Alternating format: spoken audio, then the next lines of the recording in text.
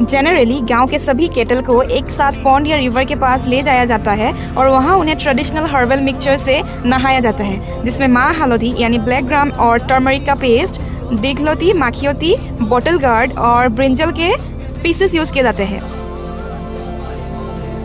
जब केटल को नहाया जाता है तब ये गाना गाया जाता है।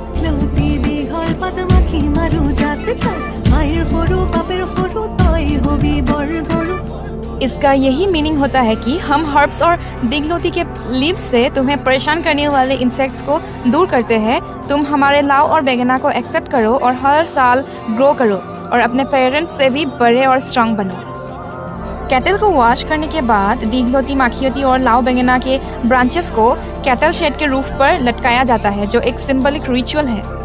इस दिन सुबह तिल पिठा जलपान खाते हैं और लंच में असम का फेमस पोइता भात, आमलईटुप और 101 हाक यानी 101 types of herbs and greens खाए जाते हैं to cleanse the body, boost immunity and celebrate the spring harvest. इस दिन अलग अलग ट्रेडिशनल गेम्स भी ऑर्गेनाइज होते हैं, जिसमें कोरी खेल, पाखा खेल और कोनी जूझ होते हैं। शाम के टाइम कैटल को वापस उनके घर लाया जाता है, उन्हें नए हार्नेस से बांधा जाता है और दिन के एंड पर राइस ब्रान जलाकर स्मोक बनाया जाता है, जो एक रिचुअलिस्टिक प्रैक्टिस है और इंसेक्ट्स को दूर रखने के लिए भी यूज होता है। और शाम को हुसोरी और बिहू डांस करने के लिए ये activity groups of man and women perform करते हैं। इसमें लोग घर घर विजिट करते हैं, ट्रेडिशनल बिहू सॉन्ग्स गाते हैं और नए साल के लिए ब्लेसिंग्स और गुड विशेस देते हैं।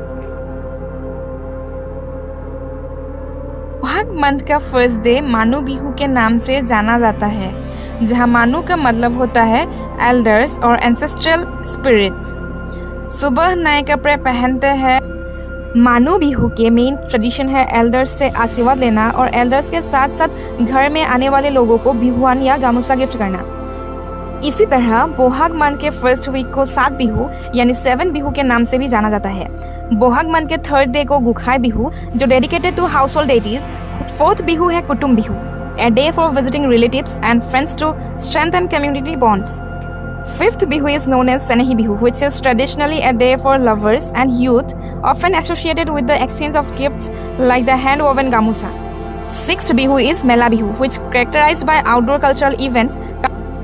The final day or the seventh bihu is known as Sera bihu, when celebrations wrap up with resolutions for the new year and final traditional fests.